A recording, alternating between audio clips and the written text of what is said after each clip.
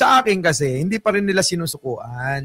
Gayong ngayon na't wala na nga pag-asa, sabi na nga natin ng mga nakaraan, at mahaba na rin yung kanyang pananatili roon, hindi na yan makakalabas umpisang-umpisa pa lang. Sabi rin niya ni Senator Trillanes na malabo na. Kaya lang talagang kanilang pinipilit na mapalaya pa, ewan ko ba kung bakit.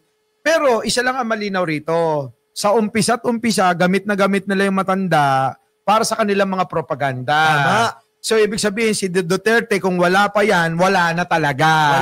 Wala na. Lagapak, dapang, dapa na. Sino ang kulto ni Duterte? Wala nang iba. Alam mo, tama tong theory ko na what if. Diba? What if makauwi si Duterte at dito mamatay sa Pilipinas? Dahil yun naman ang hiling niya. Alam mo, magagamit pa rin yung kamatayan ni Duterte. Pang-aawa